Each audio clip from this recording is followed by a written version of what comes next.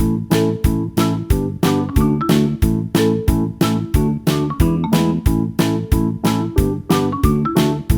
बच्चों, कैसे हैं आप सभी। मैं आशा करती हूँ आप सभी लोग स्वस्थ और प्रसन्न होंगे। आज हम हमारा पाठ विशेषण को पढ़ेंगे और समझेंगे। तो आइए इस पाठ को प्रारंभ करते हैं।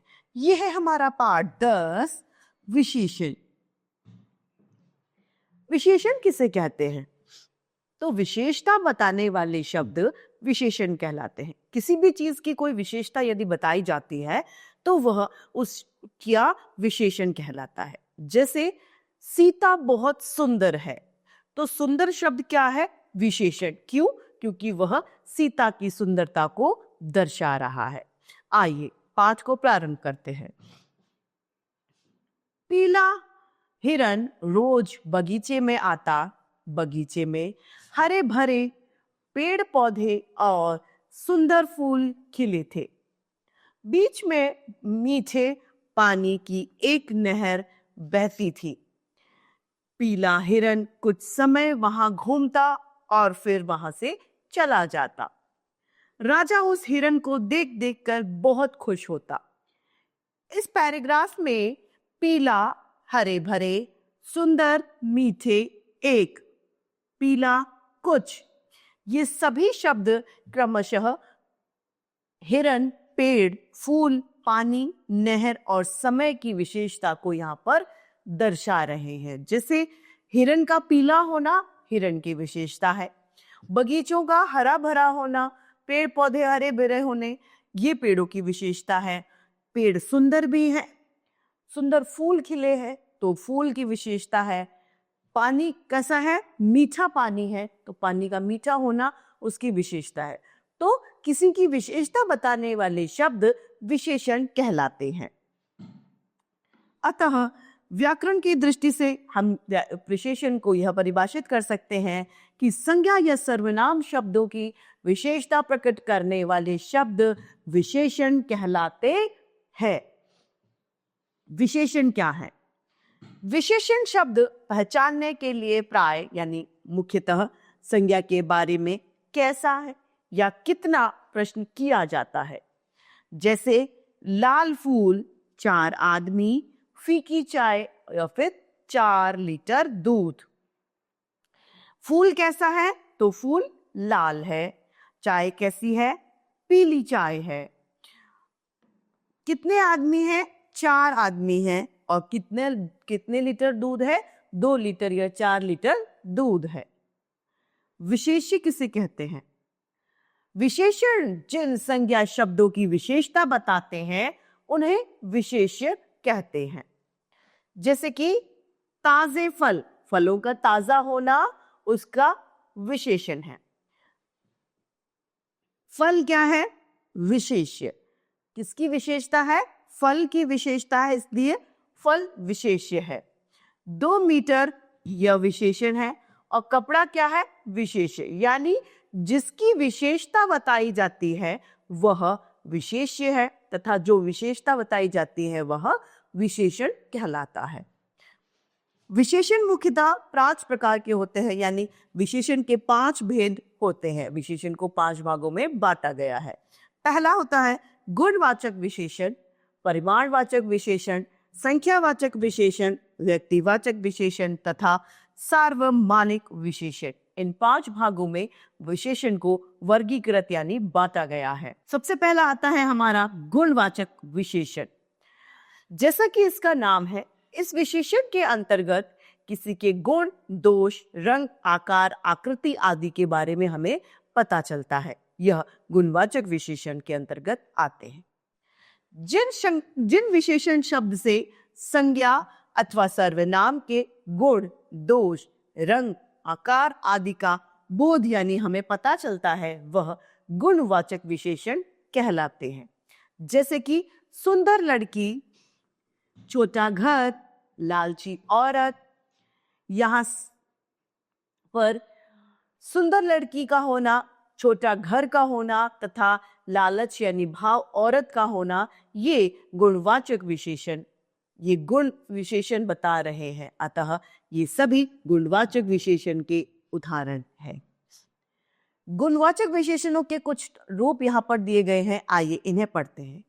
गुणवाचक में नेक होना, अच्छा होना, बुद्धिमान होना, सदाचारी होना, कर्तव्यपरायण होना, दयालु होना, ईमानदार होना, भला होना, वीर होना, सुंदर होना, ये सभी गुणवाचक में आते हैं।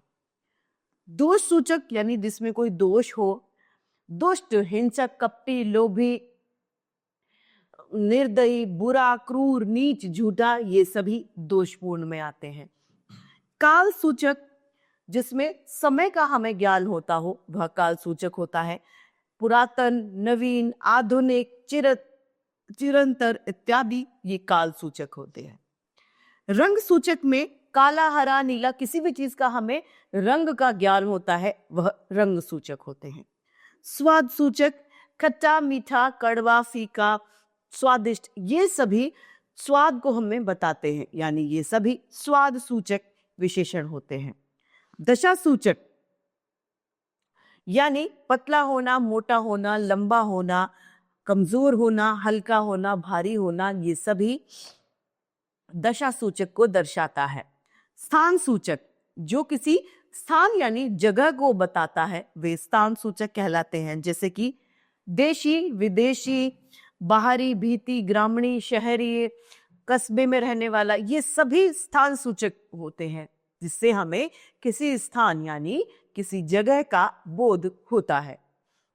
पदार्थ सूचक सूती, रेशमी, फौलादी, कंटीली इत्यादि।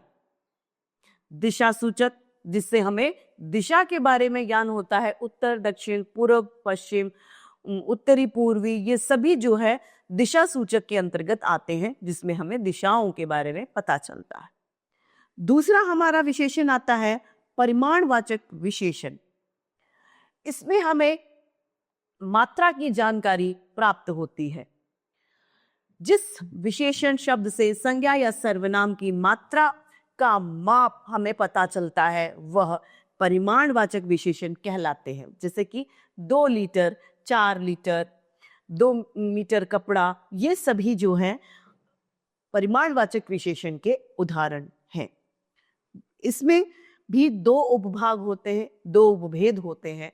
पहला है निश्चित और दूसरा अनिश्चित। पहला क निश्चित परिमाणवाचक विशेषण। निश्चित परिमाणवाचक विशेषण वह है जिसके द्वारा हमें यह निश्चितता का बोध होता है कि वह चीज इतनी निश्चित है, जैसे कि मुझे 2 लीटर दूध चाहिए, यहाँ पर यह मैंने निश्चित कर दिया कि मुझे दूध की कितनी मात्रा चाहिए, यानी 2 लीटर यानी 2 लीटर निश्चित है, अतः यह निश्चित परिमाण का उदाहरण है। मुझे 4 मीटर कपड़ा चाहिए, तो मेरे द्वारा यह निश्चित कर दिया गया कि मुझे कपड़े की मात्रा कितनी चाहिए, 4 मीटर, अतः यह निश्चितवाचक सर्वनाम, निश्चितवाचक विशेषण का उदाहरण है। जो विशेषण शब्द वस्तु या पदार्थ की निश्चित परिणाम या निश्चित मात्रा का बोध हमें कराते हैं, उन्हें निश्चित परिमाणवाचक विशेषण कहते हैं, जैसे कि 2 मीटर कपड़ा, 2 किलो चावल, 10 मीटर तार इत्यादि। यह निश्चितता को दर्शाता है। ख अनिश्चितवाचक परिमाणवाचक विशेषण। अनिश्चितवाचक परिमाणवाचक में हमें मात्रा की अनिश्चितता देखने को मिलती है, यानी हमें यह कंफर्म नहीं होता है कि मात्रा कितनी है। जैसे उदाहरण के लिए, मुझे थोड़ा दूध दे दो। अब थोड़े की कोई निश्चितता नहीं है, थोड़ा आधा लीटर, पाव भर, 1 किलो, 1 लीटर, कितना भी हो सकता है, यानी यहाँ पर मात्रा अनिश्चित है, अतः यह अनिश्चितवाचक परिमाणवाचक का उदाहरण है। जो विशेषण शब्द वस्तु या पदार्थ की निश्चित परिमाण का बोध नहीं कराते हैं, उन्हें अनिश्चितवाचक परिमाण कहा जाता है, जैसे कि थोड़ा पानी, थोड़ा दूध, थोड़ा सा तेल या ज्यादा सा तेल इसका उदाहरण है। तीसरा है हमारा संख्यावाचक विशेषण। जो विशेषण संज्ञा व सर्वनाम की संख्याओं को बताते हैं, यानी वो कितने हैं, इसका बोध हमें होता है, वह संख्यावाचक विशेषण कहलाते हैं, जैसे कि 4 केले दे दीजिए, 10 व्यक्ति, 5 मिठाई इत्यादि इसके उदाहरण है। इन सभी में हमें संख्याओं का बोध हो रहा है, अतः यह संख्यावाचक विशेषण के उदाहरण है। इसके भी 2 उपभेद होते हैं, जैसे निश्चित और अनिश्चित। निश्चित संख्यावाचक विशेषण में यह निश्चित संख्या को दर्शाता है, यानी कि 4 केले, 10 बंदर, 5 व्यक्ति, 6 मिठाई, ये सभी निश्चितता को दर्शाती है। यहाँ पर मिठाइयों की संख्या, केलों की संख्या, बंदरों की संख्या सभी निश्चित है, अतः ये सभी निश्चितवाचक संख्या विशेषण के अंतर्गत आते हैं। दूसरा है हमारा ख है हमारा अनिश्चितवाचक संख्या विशेषण। यह संख्याओं की अनिश्चितता को दर्शाता है, अतः संख्या यहाँ पर निश्चित नहीं होती, ये अनिश्चितवाचक संख्या विशेषण कहलाते हैं। कुछ बंदर, कुछ केले दे दीजिए, थोड़े आदमी वहां खड़े थे, यानी इन वाक्यों में क्रमशः बंदर, केले और आदमियों की संख्या निश्चित नहीं है। यहाँ पर अनिश्चितता हमें दिखाई दे रही है, अतः ये तीनों अनिश्चयवाचक सर्वनाम, अनिश्चयवाचक विशेषण के उदाहरण है। यहाँ पर विशेष बात यह है कि जिन संज्ञा या सर्वनाम को गिना जा सकता है उनके साथ संख्यावाचक विशेषण का प्रयोग किया जाता है, तथा जो विशेषण नाप या तोले जा सकते हैं उनके साथ में परिमाणवाचक विशेषण का प्रयोग किया जाता है। सार्वमानिक विशेषण, जो सर्वनाम शब्द संज्ञा से पहले आकर संज्ञा की विशेषताओं को बताते हैं उन्हें सार्वमानिक विशेषण कहा जाता है। जैसे कि यह लड़की बुद्धिमान है, तो बुद्धिमान से पहले आ गई, यानी बुद्धिमान क्या है? विशेषण है। बुद्धिमान से पहले यदि संज्ञा शब्द आ जाते हैं वह सार्वमानिक विशेषण कहलाते हैं। यह मेरी पतंग है, वे लड़के क्या कर रहे हैं, और ये पुस्तक मेरी है, ये सभी सार्वमानिक विशेषण के उदाहरण है। अब है हमारी विशेषणों की रचना। कुछ विशेषण जैसे कि सुख, दुख, अच्छा, बुरा, मीठा, लंबा, मूल रूप से विशेषण होते हैं, लेकिन कुछ शब्दों में उपसर्ग व प्रत्यय जोड़कर यह विशेषणों की रचना की जाती है। मूल शब्द में उपसर्ग जोड़ दो या फिर अप्रत्यय जोड़ने से। खाद्य तो अखाद्य, उपसर्ग जोड़ने से। दिन प्लस एक, दैनिक, इसमें प्रत्यय जोड़ दिया हमने एक, तो दैनिक, दैनिक। पहला है संज्ञा से निर्मित विशेषण, यानी संज्ञा से बनने वाले विशेषण। खर्च का खर्चीला, चाचा का चचेरा, विवेक का विवेकी, बुद्धि का बुद्धिमान, वन का वन्य, रोग का रोगी, धन धनी, संयम संयमी, पक्ष पाक्षिक, इतिहास ऐतिहासिक, इलाहाबाद इलाहाबादी, कांटा कंचीला, घर घरेलू, स्वभाव स्वाभाविक। दूसरा है सर्वनाम से निर्मित विशेषण, यानी सर्वनाम से जो विशेषण बनते हैं वह। मैं का मेरा या मुझसा, तुम का तुमसा, जो जैसा या जिसका या जितना, कौन का कैसा कितना, यह का ऐसा या इतना, वह का वैसा या उतना। तीसरा क्रिया से निर्मित विशेषण, यानी क्रिया से बनने वाले विशेषण। खाना खाओ, सहना सहनीय, लड़ना लड़ाकू, चलना चलाऊ, कहना कथित, देखना दिखावटी, बेचना बिकाऊ, पानी या पिया पानी पियक्कड़। चौथा अन्य शब्दों से बनने वाले विशेषण। पीछे का पिछला, आगे अगला, बाहर बाहरी, नीचे निचला, भीतर भीतरी, ऊपर ऊपरी। प्रविशेषण, कुछ शब्द ऐसे होते हैं जो विशेषणों को भी विशेषता बताते हैं। ऐसे पदों को विशेषण प्रविशेषण कहा जाता है। जैसे कि कविता बहुत तेज लड़की है, एक तो हम ये लिख सकते थे कि तेज लड़की है, तो वह लड़की का विशेषण हो गया, लेकिन उस तेज का भी एक बहुत अगर हमने लगा दिया तो उस विशेषण का भी विशेषण हो गया, जिसे प्रविशेषण कहा जाता है। कविता बहुत तेज लड़की है। मेरे पिताजी अत्यधिक उदार हैं। उदार होना अपने आप में एक विशेषता है, लेकिन उस उदार का अत्यधिक उदार होना प्रविशेषण का उदाहरण है। यहां आए बहुत और अत्यधिक प्रविशेषण है। अब यहां पर विशेषणों की अवस्थाएं बताई जाएंगी। विशेषणों के द्वारा व्यक्ति, वस्तु तथा स्थान आदि की विशेषता बताई जाती है। ऐसे में कभी कभी कोई विशेषता किसी विशेष से कम तथा किसी विशेष से ज्यादा बताई जाती है। जैसे कि प्रिया सुंदर है। प्रिया कैसी है? सुंदर है। प्रिया किरण से अधिक सुंदर है, यानी यहाँ पर तुलना की गई है प्रिया और किरण की, जिसमें वह अधिक सुंदर है। प्रिया कक्षा में सबसे अधिक सुंदर है, यानी अब वह सबसे ज्यादा सुंदर है, यानी यहाँ तीनों में अलग अलग है। इसमें यह बताया गया है प्रिया सुंदर है। अब प्रिया की तुलना की गई और उसके बाद में यह बताया गया कि वह सबसे ज्यादा सुंदर है। विशेषता का कम या अधिक होना उसको तुलनात्मक अवस्था होती है। तुलना की दृष्टि से विशेषण की 3 अवस्थाएं होती हैं। पहली, मूल अवस्था। यह विशेषण का मूल रूप होता है, जैसे कि प्रिया सुंदर है, यह मूल विशेषण है। इसमें विशेषी की किसी अन्य से किसी भी प्रकार की कोई तुलना नहीं की जाती है। जैसे विपिन लंबा लड़का है, इसमें विपिन की तुलना यहां पर किसी से भी नहीं की गई है। दूसरी है उत्तरावस्था।